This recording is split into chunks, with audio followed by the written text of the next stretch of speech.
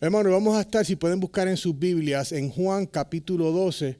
Vamos a leer desde el versículo 12 hasta el versículo 19. Porque continuamos en nuestra serie de Camino a la Cruz, un regalo de amor por el perdón de los pecados. Y sabemos que esa última semana de Jesucristo no fue una semana fácil, pero como estábamos estudiando en la clase, providencialmente Dios utilizó todas sus cosas para que esa semana fuera lo que tenía que ser. Amén. Y la palabra del Señor dice de la siguiente manera. Al día siguiente, cuando la gran multitud que había venido a la fiesta oyó que Jesús venía a Jerusalén, tomaron hojas de las palmas y salieron a recibir a Jesús y gritaban: Hosana, bendito el que viene en el nombre del Señor, el Rey de Israel.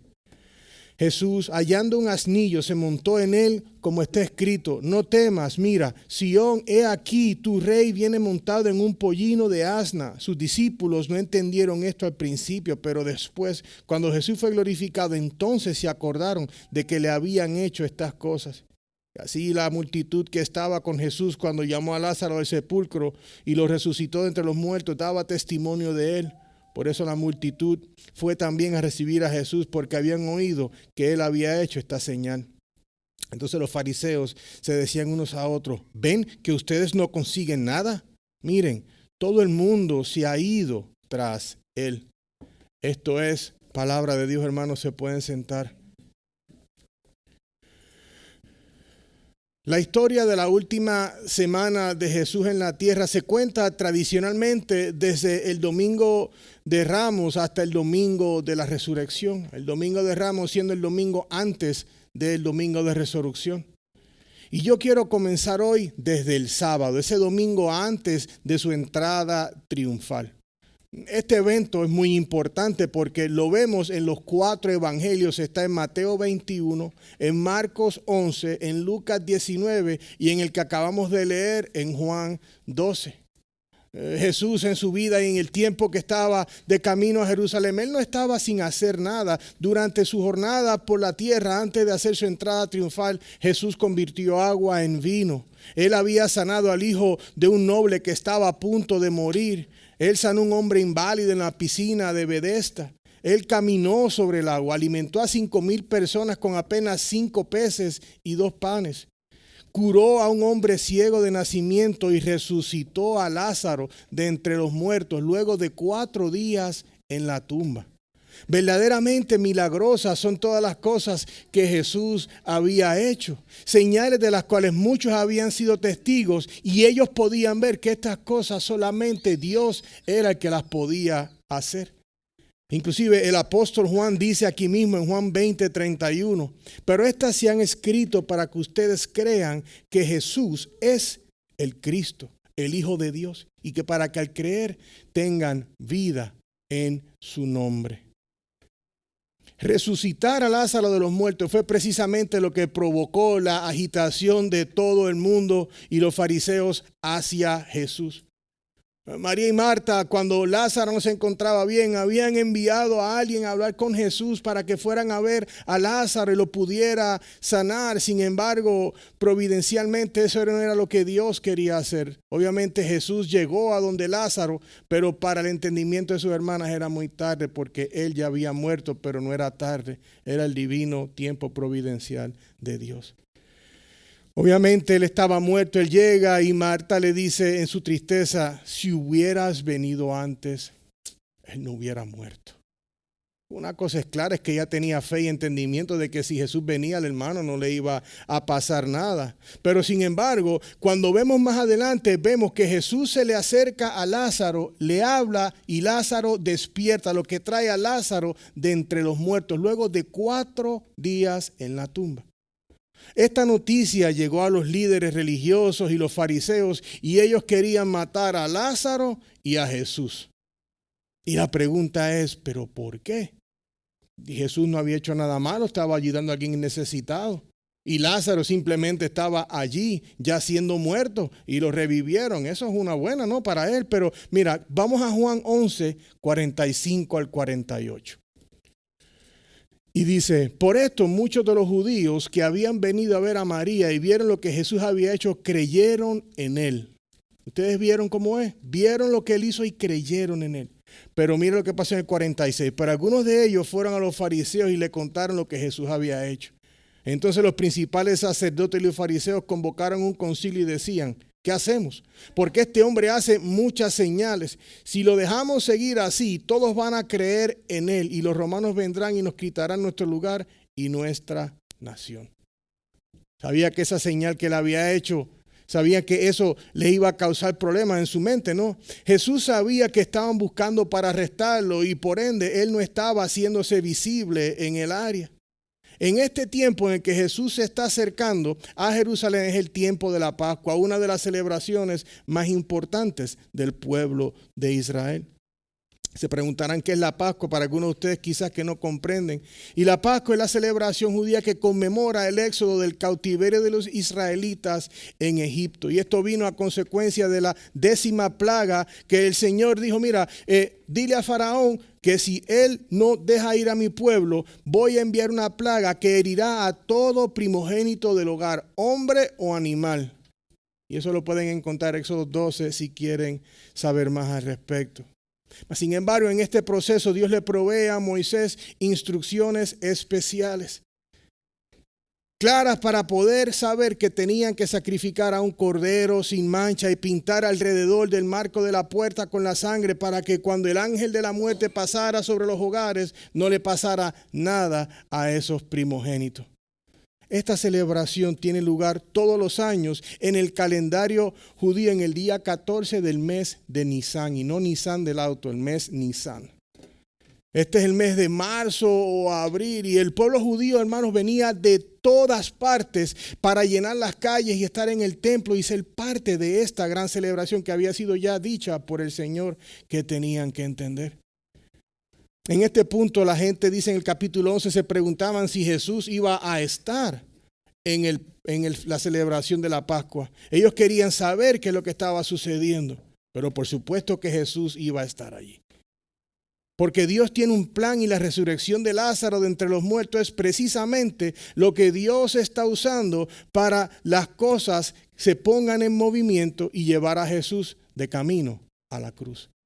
Si nosotros no vemos siempre el contexto histórico de lo que está pasando en las Escrituras, podemos perder mucho de lo que el Señor tiene. Si llegamos a brincar al verso 12 y no sabemos por qué la entrada triunfal representa tanto, estamos perdidos. Sabemos que Él levantó a Lázaro de los muertos y eso tenía a todo el mundo molesto. Por ende, lo querían matar. Entonces Jesús llegó a Betania, que curiosamente significa casa de aflicción. Y la semana pasada, que ustedes estaban aquí, la palabra de la semana de la pasión significa eso mismo, aflicción. Entonces él llega, dice aquí el versículo 1 del capítulo 12, que llegó 6 días antes de la celebración de la Pascua. Y él estaba con María, Marta, los otros discípulos. Ellos estaban celebrando en una forma, estaban en una cena junto con ellos en la casa de el Simón, el que era el leproso que él sanó. Ellos estaban cenando porque estaban celebrando de que ya Lázaro estaba resucitado, estaba vivo, estaban contentos por esto que Jesús había hecho. Entonces, mientras se encontraban en la casa, en ese momento de la cena, María hace el acto de amor, hermana de Lázaro, más bonito por Jesús que nadie ha hecho. Ella cogió un alabastro de nardo, lo puso sobre los pies del Señor, ungió sus pies y con su cabello, entendiendo lo que esto representa, las mujeres en esos tiempos no dejaban su cabello al descubierto. Ella lo pone y ella le rinde devoción y está ungiendo al Señor Jesús.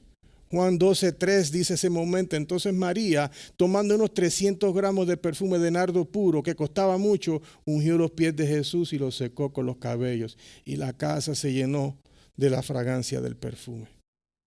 La unción de Jesús fue una consagración para un propósito especial. Uno, obviamente iba a ser recibido como rey, pero también estaba siendo ungido, ya que Jesús había nacido para venir a morir. Ya que en 6 días se convertiría en el Cordero Pascual, a lo que María y Marta no entendían ni los que estaban allí. Incluso el Antiguo Testamento nos recuerda de que este es el proceso que se hacía para ungir a un nuevo rey. Vemos cómo Saúl fue ungido en 1 de Samuel capítulo 10 y David en 1 de Samuel 16. Y Jesús fue consagrado para tomar ese puesto de rey. Y es por eso, hermano, que he nombrado nuestro tiempo de hoy, Jesús es rey. Sí tiene la entrada triunfal, pero como vemos, a Él lo están buscando, pero quiero que no vean que es que lo están buscando por lo que Él resucitó. La divina providencia de Dios, vamos a ver cómo el Señor utilizó ese evento y otros eventos más para que finalmente Él va a ser crucificado con un propósito que fue a lo que Él vino. Y yo les pregunto, ¿es Jesús tu único rey, el único que gobierna en tu vida? Porque todos tenemos diferentes motivos que nos llevan a vivir, pero ¿es Jesús el único rey de tu vida? Realmente espero que lo sea de mis hermanos y hermanas aquí. Y si todavía Él no es el único rey de tu vida, con esto quiero decir, si Él todavía no es tu Salvador y Señor, yo espero y oro hoy para que el Señor te abra los ojos, creas en la verdad de Jesucristo, entiendas la verdad de tu pecado y que solamente por medio de la fe en Cristo puedes ser perdonado. Y en ese momento tú puedes decir, Jesús es mi Rey y Salvador. Hoy veremos 3 adjetivos diferentes que hablan y describen a Jesús como Rey. Primero vamos a ver a Jesús, el Rey victorioso. Luego vamos a ver Jesús, el Rey humilde. Y como tercero vamos a ver a Jesús, el Rey eterno. Ahora, antes también de adentrarnos al versículo 12, quiero que hablemos un poquito acerca de lo que es profecía. Porque no fue casualidad que Jesús entró y estaba en un burrito y todo. Nada es casualidad. Dios providencialmente tiene un plan. Nada de lo que hagamos nosotros va a afectar el plan de Dios. Una de las razones principales por las que estamos estudiando los acontecimientos de esta entrada triunfal o como se le llama el Domingo de Ramos es porque cumple una profecía mesiánica. Eso es una profecía acerca de el Mesías. ¿Y quién es el Mesías? Jesús. La cual se habló cientos de años antes que se cumpliera. Saber esto debería de hacer que los corazones y las mentes de las personas, de todos nosotros, al comprender esto, que todo lo que dice la Biblia es verdad y la palabra de Dios se cumple. Este conocimiento y comprensión ayuda a todo creyente a fortalecer su fe y tener confianza en su Señor y Salvador Jesucristo. Sería difícil llamar rey a alguien al quien no conocemos. Sería muy difícil creer en alguien en el cual no hemos visto la realidad de quién es Él. Y la palabra nos habla claramente acerca de Cristo y que Él es rey.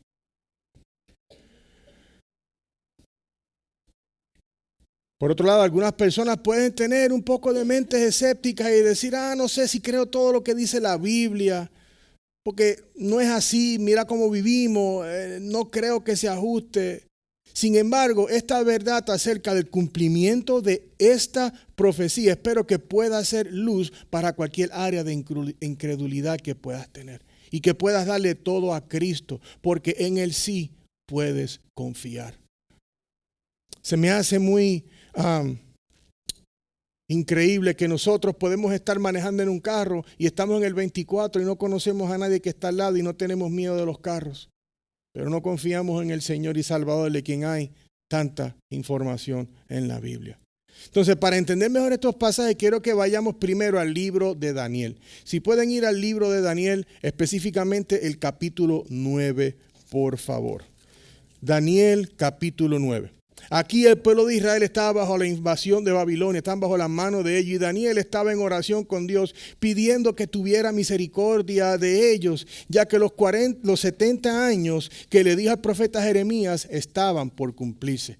Y vamos a dar un poco de contexto para que cuando entremos al versículo 12 tengamos una comprensión mejor. Dice así el versículo 1 al 4. En el año primero de Darío, hijo de Asuero, descendiente de los Medos, que fue constituido rey sobre el reino de los caldeos, en el año primero de su reinado, yo, Daniel, pude entender en los libros el número de los años en que por palabra del Señor, que fue revelada al profeta Jeremías, debían cumplirse las desolaciones de Jerusalén, 70 años. Volví mi rostro a Dios, el Señor, para buscarle en oración y súplicas en ayuno, cilicio y ceniza. Oré al Señor mi Dios e hice confesión y dije: ay Señor, el Dios grande y temible, que guarda el pacto y la misericordia para los que lo aman y guardan sus mandamientos.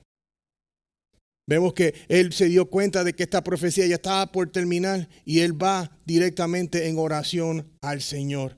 Y ahora si me acompañan al versículo 20 al 24 en ese mismo capítulo. Dice: aún estaba yo hablando, orando y confesando mi pecado y el pecado de mi pueblo Israel, y presentando mi súplica delante del Señor mi Dios por el santo monte de mi Dios. Todavía estaba yo hablando en oración cuando Gabriel, el hombre a quien había visto en la visión al principio, se me acercó, estando yo muy cansado como a la hora de la ofrenda de la tarde.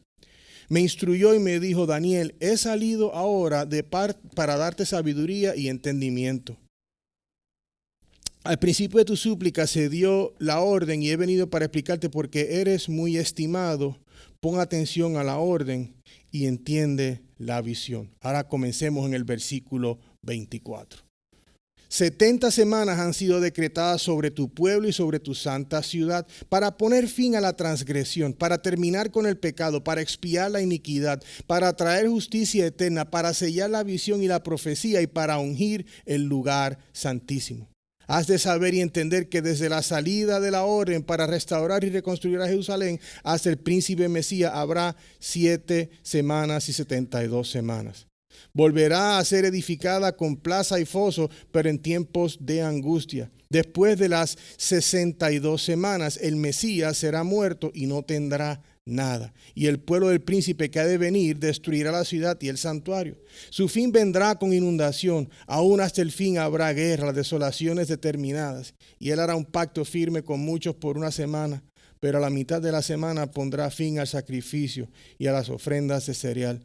Sobre el ara de abominaciones vendrá el desolador hasta que una destrucción completa, la que está decretada, será derramada sobre el desolador.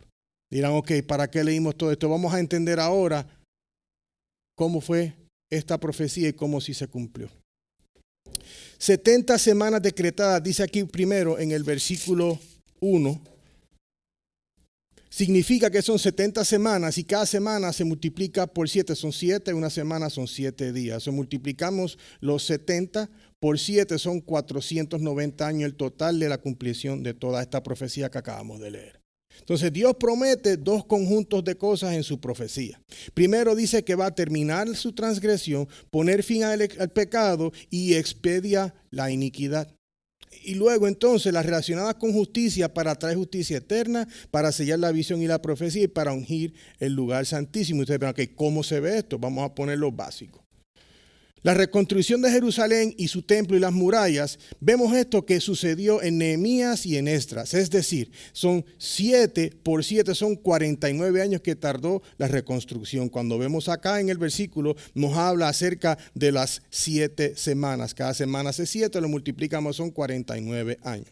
Luego tenemos 62 semanas que van desde Nehemías hasta Malaquías. Y eso lo vemos aquí. ¿Dónde está? 62 semanas. Está aquí en el versículo 26. Hay 62 semanas. Multiplicamos el 62 por 7, que son la semanidad, 434 años. ¿Qué estamos hablando con esto? Que desde que se hizo esa profecía fueron 434 años hasta que Jesús entró a Jerusalén y luego dio su vida en la cruz. Porque lo vemos aquí en Daniel 9:26. Después de las 62 semanas, el Mesías será muerto y no tendrá nada, y el pueblo del príncipe que ha de venir destruirá la ciudad y el santuario. Su fin vendrá con la inundación. Aún hasta el fin habrá guerra, las desolaciones están determinadas. O sea que estamos viendo que el cumplimiento de esta profecía se hizo al momento de que Jesús entró a Jerusalén y cuando lo mataron, y fueron los 430 años desde que se dijo. ¿Qué quiero decir con esto, hermano? Que el cumplimiento de esta profecía que encontramos en Daniel ahora nos ayuda a entender en realidad, wow, lo que pasó aquí cuando Jesús entró a Jerusalén, cuando lo están, como vamos a leer, que van a estar halagándolo como rey que está llegando. Y la vida de él en la cruz nos deja saber, esto no fue un evento aislado. Esto es algo que ha sido preordenado por el Señor desde el tiempo pasado. Amén. Entonces, ahora vamos al primer punto de nosotros, que es Jesús, el Rey victorioso, comenzando en el versículo 12 y 13. Porque aquí dice entonces ahorita, regresando a Juan, al día siguiente, cuando la gran multitud que había venido a la fiesta oyó que Jesús venía a Jerusalén, tomaron hojas de palma y salieron a recibir a Jesús y gritaban: Hosana, bendito el que viene en el nombre del Señor, el Rey de Israel. El día siguiente es el día domingo. Sabemos que el día sábado estaban en casa de Simón el leproso comiendo con los demás, Marta y Lázaro, porque lo habían resucitado. Entonces ya este es el día domingo. El apóstol da detalles de que habían grandes multitudes que habían venido como resultado de las curaciones que Jesús había hecho y de toda la gente que estaba yendo a conglomerarse en Jerusalén por causa de la Pascua. Ahora, también recordemos que los milagros de Jesús estaban trayendo mucha atención a lo que él estaba haciendo y su presencia, en especial el hecho de que él resucitó a Lázaro.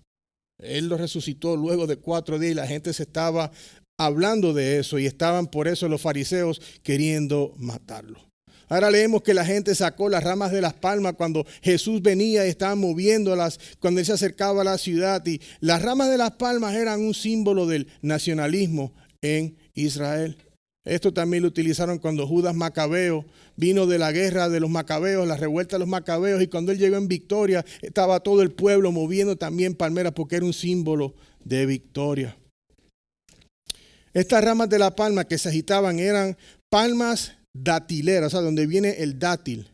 Y obviamente ellas están en el medio del desierto. Tú las ves en la tierra, está en un terreno árido y tú ves estas palmas muy guapas con los dátiles colgando. Las ramas de las palmas también eran un símbolo de fuerza, ya que ellas florecían en el desierto. También las podemos ver como un símbolo de belleza, porque es como le llaman en inglés un evergreen. Siempre están verdes. En el mero desierto, ver esas palmeras tiene que ser algo impresionante. El libro de Levítico también habla de estas palmeras, porque cuando el Señor le habla a Moisés acerca del festival de los tabernáculos, le dice que tenían también que tener hojas de palmera, y este era el festival que ellos celebraban, de que el Señor los había dado protección durante el desierto todos esos años y le había dado techo para ellos vivir.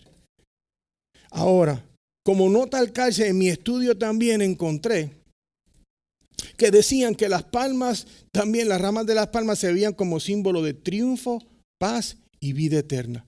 Y me estuvo muy curioso el haber visto eso. Obviamente no le puedo poner el sello de la marca, pero lo vi y me pareció un dato curioso para compartir, que también es un símbolo de paz, de triunfo, paz y vida, esperanza. Y yo digo, bueno, me haría sentido el hecho de que el Señor haya hecho esto y que agitaran las palmeras, porque Jesús es el único que tiene victoria sobre el pecado, la muerte y la tumba. Y luego vemos que solamente a través de la fe en Jesús uno puede encontrar paz para nuestras almas. Y también podemos encontrar vida eterna en su nombre. Eso me hizo sentido el hallazgo de eso. ¿Cierto o no? No sé. Lo encontré en algunas lecturas y quería compartirlo. Porque en realidad, hermano, la victoria la conseguimos ¿en quién? En Cristo Jesús. Es por eso que Jesús es Rey. Inclusive, si vemos lo que Pablo le dijo a los corintios en 1 Corintios 15, del 55 al 57. ¿Dónde está, oh muerte, tu victoria? ¿Dónde, oh sepulcro, tu aguijón? El aguijón de la muerte es el pecado y el poder del pecado es la ley. Pero a Dios gracias que nos da la victoria por medio de nuestro Señor Jesucristo. Jonathan Edwards dijo lo siguiente: el arma con la que Cristo luchó contra el diablo y obtuvo una victoria más completa y un triunfo glorioso sobre él fue la cruz. El instrumento y arma con el que pensó que había derrocado a Cristo y le había traído una destrucción vergonzosa. En la cruz es que tenemos victoria, hermano. Alejados de la cruz no hay victoria. Luego el versículo 13 habla de las hosanas, dice: bendito Hosana, bendito el que viene en el nombre del Señor, el Rey de Israel. La palabra Hosana es una transliteración del hebreo de una frase que dice salva ahora o alabado sea Dios. Esta frase es tomada del Halel y Halel significa alabanza. Vienen de los salmos de alabanza del 113 al Salmo 118. Un ejemplo de esto lo vemos aquí en el Salmo 118, 25 y 26. Te rogamos, oh Señor, sálvanos ahora. Te rogamos, oh Señor, prospéranos ahora. Bendito el que viene en el nombre del Señor. Desde la casa del Señor lo bendecimos. Era de mucha costumbre recitar el Salmo 118 y esta porción en el tiempo de la Pascua. Obviamente ellos estaban diciendo el Salmo 118 a él. Ellos ven como que vino su gran Salvador, pero vamos a ver pronto que el Salvador que ellos pensaban que venía no es el que en realidad vino. Luego vemos en el Salmo 118 del 22 al 23. La piedra que desecharon los edificadores ha venido a ser la piedra principal de ángulo. Obra del Señor es esto, admirable a nuestros ojos. Ellos estaban alabando al Señor con hosanas. Pero hermano, él habla luego seguido en eso, que la piedra que los edificadores han venido a echar. Jesús es de hecho el líder de un reino, pero no un reino terrenal. En efecto, la piedra angular, el nuevo templo que reemplazará, será el que Jesús está construyendo. Ustedes se pueden imaginar en Jerusalén todos estos miles de personas, porque eran muchas personas a alta voz diciendo, Hosana, bendito el que viene en el nombre del Señor. Increíble. Uno escuchar eso, uno se le pondría la piel de gallina, todos alabando al Señor, y como vamos a ver, los corazones de ellos no estaban como ahí, pero la providencia de Dios, Él usó a todas esas personas para traer a su Hijo victoriosamente a las puertas de Jerusalén, por así decirlo, caminar hasta la cruz, dar su vida como un rey victorioso. Uno lee eso y es como cuando un hijo de uno hace algo bueno que uno se siente bien. Uno lee de su Salvador y uno dice, wow, mi Salvador es victorioso. Él no es algo así, Él es inmenso y grande y no lo puedo ni abrazar. Jesús sabía también que estas personas iban a ser las mismas, que en voz alta iban a decir, crucifícale, danos a Barrabás. Eran las mismas bocas. Y me pregunto cuántas veces con la misma voz que decimos gloria sea a Dios, estamos hablando cualquier tipo de necedad por nuestros labios. Con la misma voz que bendecimos al Señor, maldecimos a otro. O decimos cosas que no son propias. Jesús sabía la condición espiritual de Israel. Tanto así que según él se iba acercando a la ciudad, Lucas capítulo 19 del 41 al 43 nos marca el momento en que Jesús lloró. Miren cómo dice, cuando Jesús se acercó al ver la ciudad, lloró sobre ella. Él no lloró porque le dio pena lo que le iba a pasar. Mira, dice diciendo, si tú también hubieras sabido en este día lo que conduce a la paz. Pero ahora está oculto a tus ojos, porque sobre ti vendrán días cuando tus enemigos echarán terraplén delante de ti, te situarán y te acosarán por todas partes. Él vio la condición espiritual de su pueblo Israel y él dice, esta gente está mal, están mal. Yo te pregunto, ¿cómo te va espiritualmente? No tenemos que ser mejor que nadie. No tenemos que ser más santos que nadie. Tenemos que ser más honestos que nadie. Y decir, Señor, estoy blandito. Señor, yo no estoy comiendo del pan de vida. Estoy comiéndome unas papitas en el camino, pero del pan de vida casi ni lo huelo. Entonces, sí, Jesús es mi rey, pero yo no sé si es mi rey o cuándo, porque ando tan perdido que no sé. Te pregunto, adoras a Dios con tus labios, pero el testimonio de tu vida está lejos de esa verdad. Él tiene la victoria. Nosotros tenemos que confiar en Él y buscar de Él. Por eso en la oración pastoral dije, Señor, danos más hambre de comer de tu pan. Todos decimos, es que no me dé el tiempo. ¿Cuántos ven Facebook al least 30 minutos al día? O ven un YouTube 30 minutos al día. Hay 30 minutos. Hay tiempo, hermanos. ¿Cuántos vemos algún programa favorito en la semana? Hay tiempo. Hermano, Hasta un Tesla que pagas mucho dinero, tienes que conectarlo a un lugar, pagar para que tengas la corriente en tu carro. Conéctate a la palabra. Conéctate a la palabra que habla de Cristo para que puedas continuar creciendo y creer y confiar en el Rey victorioso que es Jesús. Luego, el versículo 14 dice, Jesús, hallando un asnillo, se montó en él como está escrito.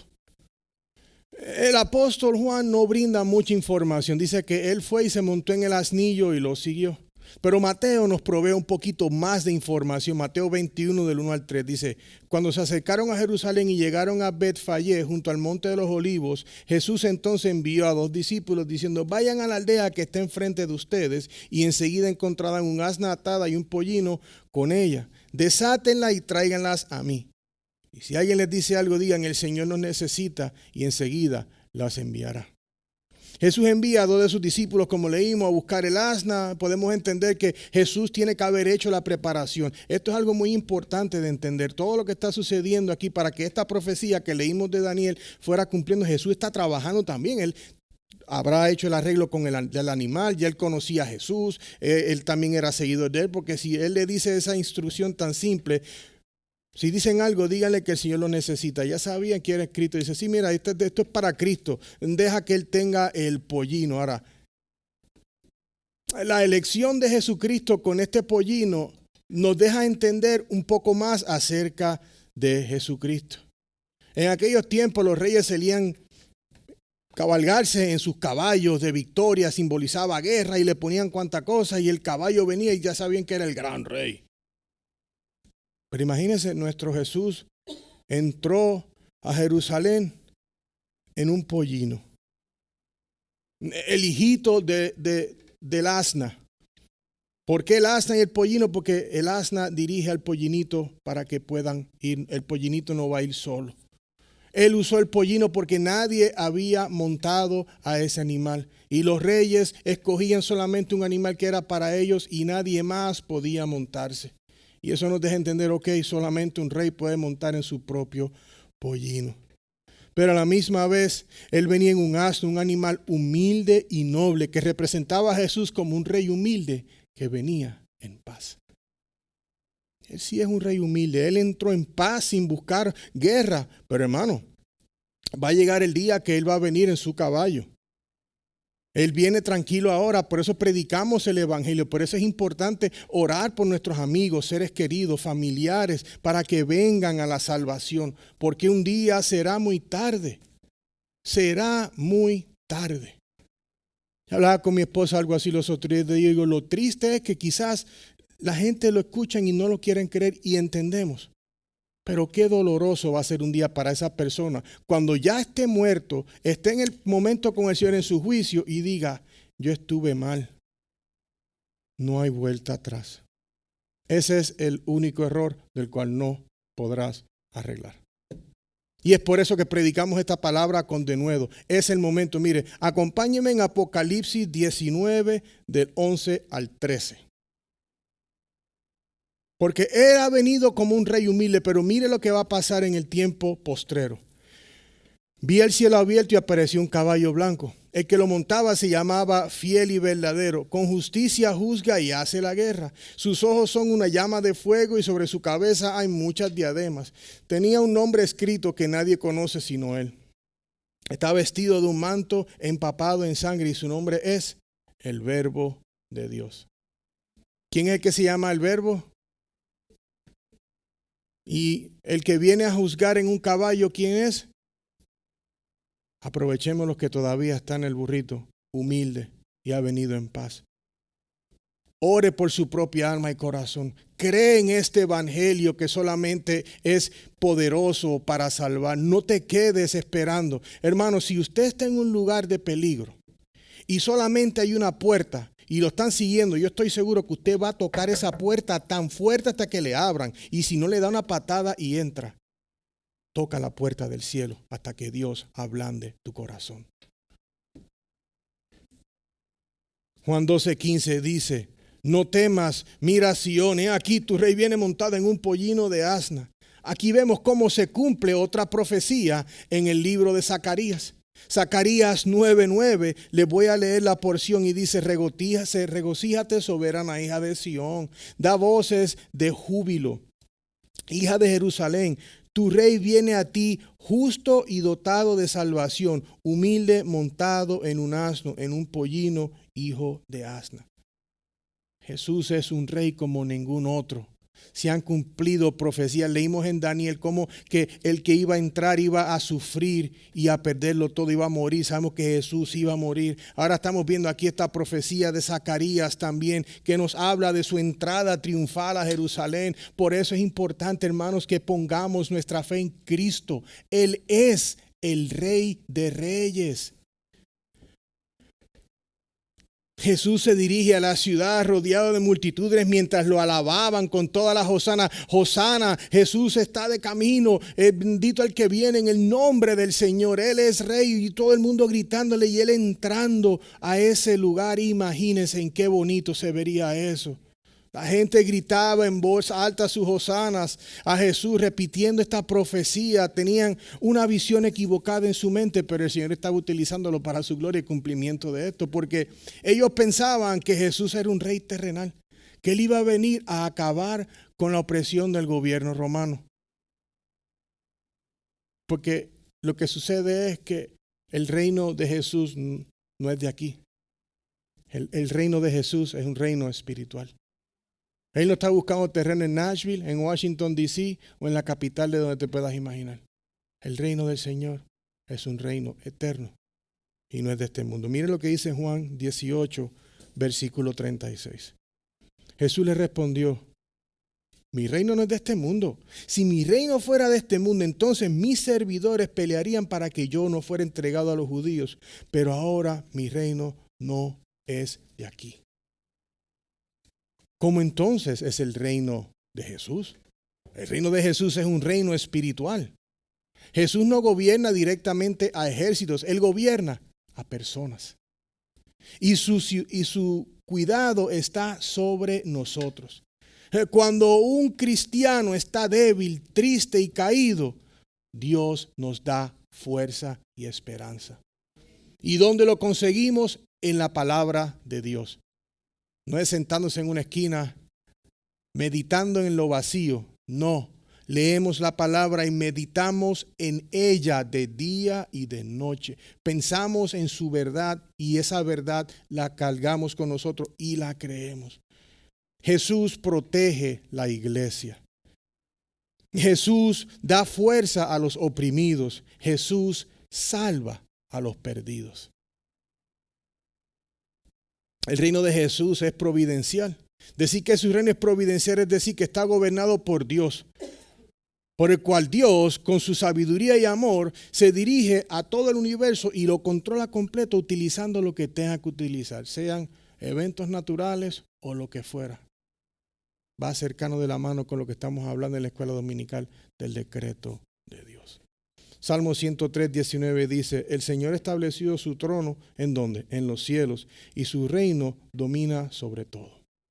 Romanos 8, 28. Y sabemos que para los que aman a Dios, todas las cosas cooperan para bien. Esto es para los que son llamados conforme a su propósito. Charles Spurgeon dijo lo siguiente: debemos marcar la providencia de Dios que nos guía, y si la providencia tarda, espera hasta que venga la providencia. Siempre es la voluntad de Dios. El reino de Jesús es eterno. Y esto para nosotros a veces es difícil de entender porque somos seres finitos, finite beings. Se va a acabar todo un día para nosotros y sabemos, bueno, me voy a morir un día. Pero Jesucristo, Dios, no tienen ni principio ni fin. Ellos siempre han estado, ellos están y siempre estará. Entonces, el reino de nuestro Señor Jesucristo no tendrá fin. Todos los que estemos con nuestro Señor en la casa de Él, estaremos cantando por toda una eternidad. Santo, santo, santo. Vamos a estar cantándole por toda una eternidad, adorándolo por toda una eternidad. Nunca se acabará. Como dijo un pastor que conocí una vez, créeme que no vas a extrañar la tierra una vez hayas llegado a la casa del Padre. Segunda de Pedro 1:11 dice, pues de esta manera les será concedida ampliamente la entrada al reino eterno de nuestro Señor y Salvador Jesucristo. Es un reino eterno que no tiene fin. Jesucristo vino del cielo y caminó por esta tierra con esta misión de pagar por los pecados del pueblo de Dios.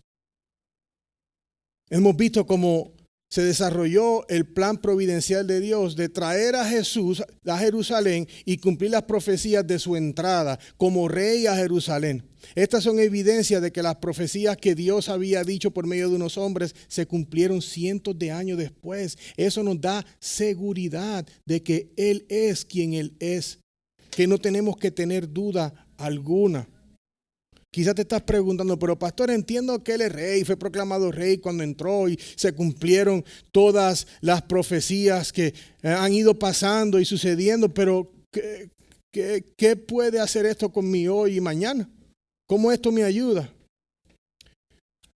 Sé que lo que he dicho no es algo nuevo, especialmente para muchos que han estado caminando con el Señor. Sin embargo, es un pensamiento refrescante recordar que Jesús es rey y que lo que Dios ha dicho en su palabra respecto a las profecías de Jesús han ido sucediendo. Y las que no han sucedido aún, puedes tener la seguridad que van a suceder.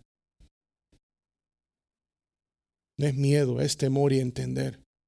Hermanos, laboramos mucho a veces por tener la plata para ir de vuelta a nuestros países. Laboramos mucho para la casita de ensueño y no está nada de mal. Pero laboremos, hermanos, por lo que es eterno. Laboramos mucho por lo que es corto, pero lo que continúa no le invertimos mucho.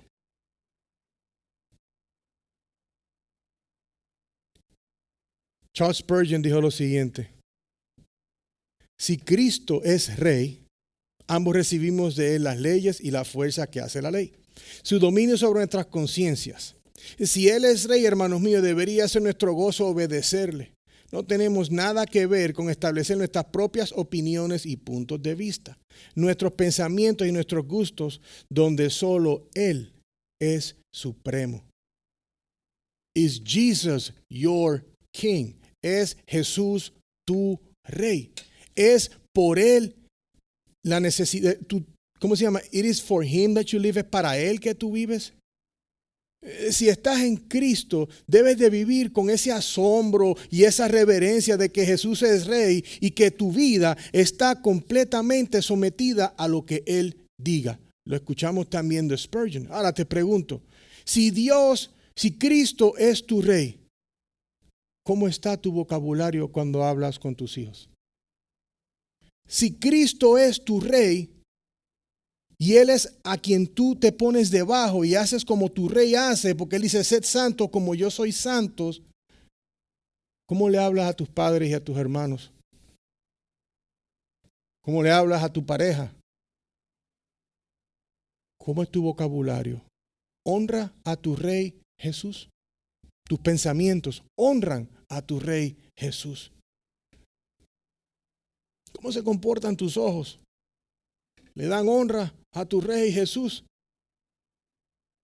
¿Y cómo está tu vida espiritual? ¿Le da honra al rey Jesús? Esas son las preguntas que nos tenemos que hacer, hermanos. Sabemos que Jesús entró a Jerusalén y entró victorioso, pero quiero saber cómo mis hermanos y hermanas en la fe están siguiendo al Rey de Reyes. Como hemos podido ver, Dios usa providencialmente todas las cosas para cumplir sus planes.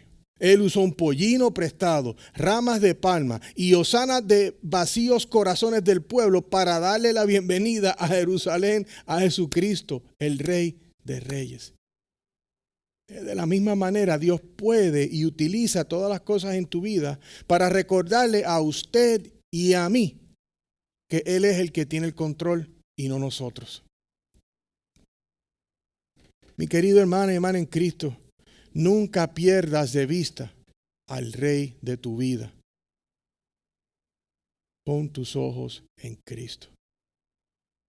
Y si no estás en el Señor, si no estás siguiendo de todo corazón, yo espero que Dios use este mensaje hoy para destronarte de tu propio reino egoísta y hacerte que vayas a Cristo, arrepentirte de tu pecado y decir, Señor, yo quiero vivir para ti, porque Jesús es el Rey. Es importante entender, mis hermanos, que sin un verdadero arrepentimiento y un alejamiento del pecado no hay salvación. Si decimos que estamos salvos, pero nuestra vida no enseña fruto de ello, no lo estamos. Tiene que haber un fruto de ese arrepentimiento. El poder pensar que existe salvación lejos de esa realidad no es salvación, es simplemente una metadona que ha hecho el mundo para que creas que estás salvo y no lo es. Y esto es algo muy importante y solo Dios puede salvar por medio de la fe en Cristo. El evangelio, queridos míos, es primeramente creer y comprender que hemos pecado en contra de un Dios perfecto y justo. Tan justo que envió a su Hijo a esta tierra, quien vivió una vida perfecta, utilizó las hosanas del pueblo vacío, un pollino y todo lo que estaba a su alcance para enseñarle al mundo que Él es el Hijo de Dios. Y te pregunto, ¿has reconocido tu propio pecado? Has dicho, Señor, yo no puedo vivir así, me arrepiento. Y si estás en Cristo, te pido que continúes viviendo para el Señor. Continúa enseñándole a tu familia la palabra de Dios.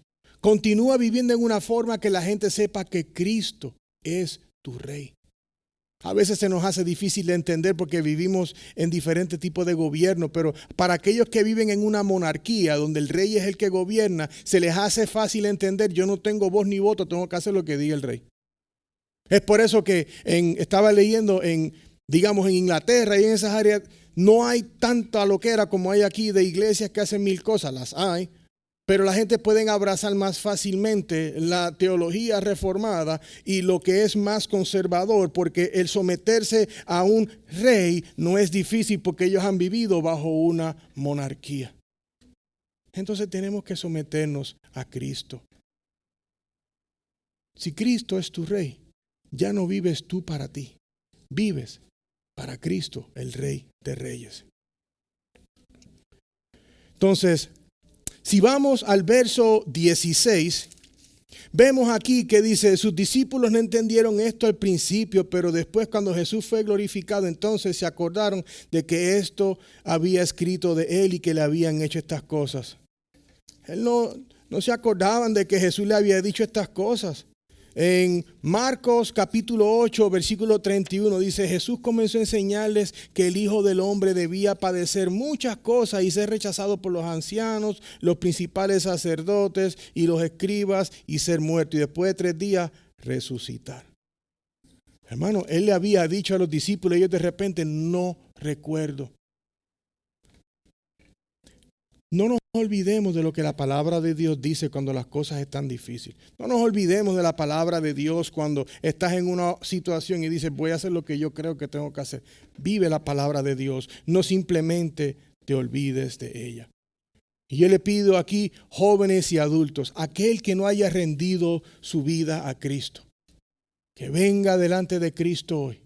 Crea la verdad que Cristo es el Rey. Y que si te arrepientes de tus pecados y vienes a Él y pones toda tu fe en Jesús, el Hijo de Dios, todos tus pecados serán perdonados y el día que mueras vivirás en la eternidad con el Padre. No porque tú te lo mereces, sino porque la gracia de Dios es tan grande que porque Cristo murió en la cruz, tienes la oportunidad de vivir con Él para toda la eternidad. Amén. Oremos, hermanos.